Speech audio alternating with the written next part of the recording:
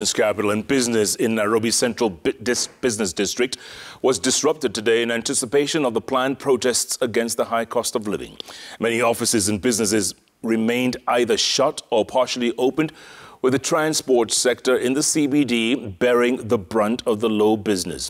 As our very own Brenda Wanga now reports, the Federation of Kenya Employers is warning of the dangers of persistent destruction in businesses across the country. Early Wednesday morning in the country's capital, Nairobi, and one will be forgiven for thinking this was a weekend or a public holiday. The usually buzzing city quiet to a fault, streets clear of the throng of human traffic that would have been either on the way to work or to their places of business. The planned demonstrations and protests called by the opposition, keeping most of the city's daytime dwellers away.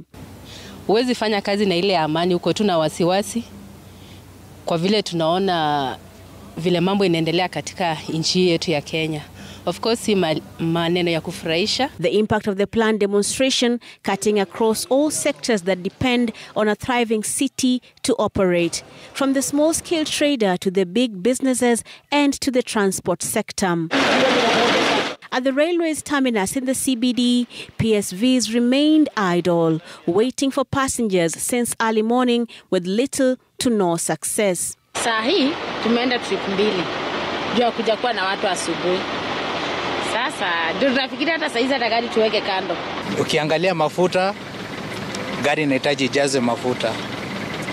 Kile tutapata, tutashukuru Mungu, hakuna lingine. Matokeo tutakubali. They say while their own strike against the retesting of drivers' directive had been called off, they too were feeling the effect of this protest in more ways than one. Siwezi rudi shule. Manake niko na experience more than 15 years. Na rudi shule kufanya nini? Na kulingana vile hali iko sasa, ile narudi shule wanahitaji pesa. Tarudi shule kufanya nini? Nabia mtu njeri ni 450, anakwambia mimi niko na mjani ile alikuwa amezoea kulipa. Tunaomba tu tafadhali waagushe mafuta. The situation was replicated at the Machakos bus park.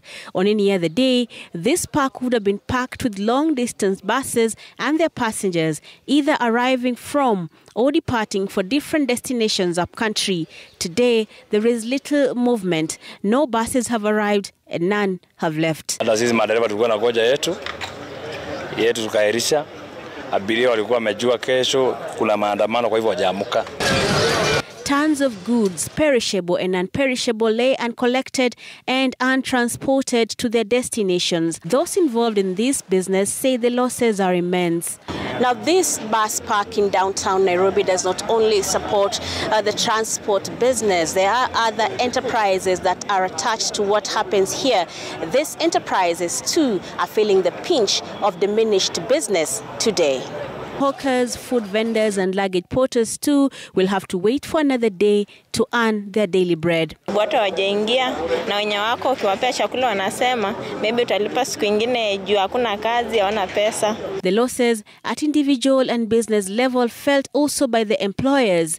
The Federation of Employers in a statement saying this disruption in the business environment in the CBD is not good for the country.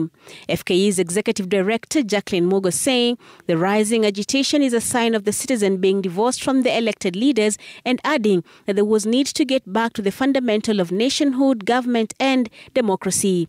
FKE adding that the protests are worsening the country's economic situation and calling on the leaders to be humble enough to embrace social dialogue and pursue a win-win outcome. Brenda Wanga, Citizen TV, Nairobi.